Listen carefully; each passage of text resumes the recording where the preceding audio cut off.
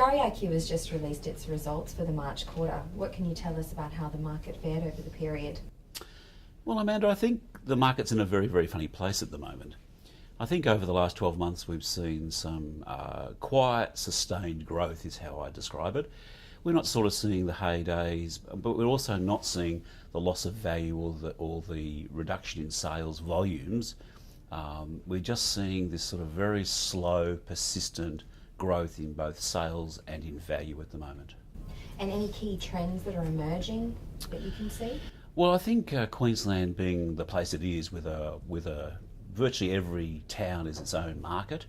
And so we are seeing some trends. So we're seeing trends, for example, in the mining towns around Gladstone, where we're seeing the values and the activity easing off as the various projects in those towns wind down and we move from the investment phase to the production phase. And so there's just not the demand that there was there previously.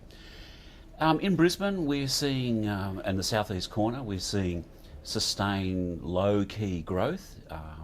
Interesting for the tourism areas, so the Gold Coast, the Sunshine Coast, in particular, we're starting to see them rebound off a very, very low base. And so we're seeing improved activity in both the unit market and also the housing market.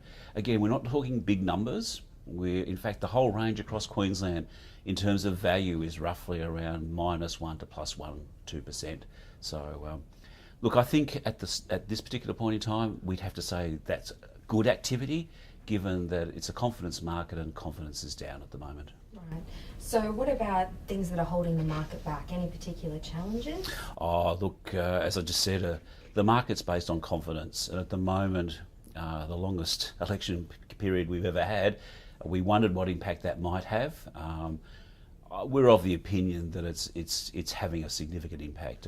I think the market does want to grow. I think there is pent-up demand in the market. Net migration into Queensland is on the up.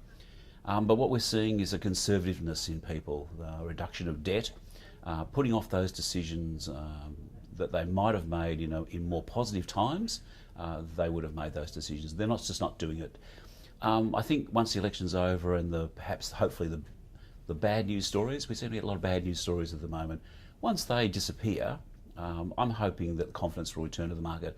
Pent-up demand will have an opportunity to really sort of find its head. Again, we're not looking for a boom time. What we're looking for is sustainable growth. Okay.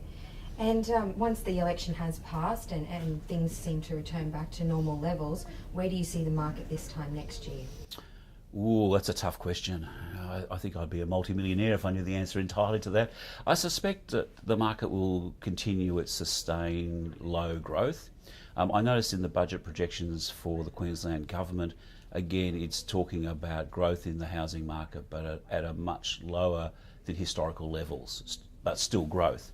I have to concur with that. I think we'll see growth again in sales activity and probably value on sort of 1 or 2% per quarter. Even we just might see more activity, that's all. We'll certainly see a downturn in discounting. We'll see that easing up considerably. We'll also see easing up of time on market as well. So I think we will see a better market in a year's time, but as I keep saying, it won't be the boom market. It'll just be a strong, sustained market. Great. And finally, at the moment, we're obviously seeing record low interest rates. What do you think this environment's doing to the market? Yeah, look, at the moment, I think the interest rates and the bad news seem to be balancing each other out. Interest rates is good news. Low interest rates is good news. I think people are taking the opportunity to reduce debt in this climate as opposed to investing. We are seeing, because of the high yields in the rental market, we see investors coming back in, but again, not quite to that level. So it's this balance yin-yang almost of good news, bad news. Interest rates low, good news. Tough budgets, bad news. Mining industry coming off the wane, bad news. So I think the combination at the moment is what explains our very slow but positive growth. Excellent. Thank you very much.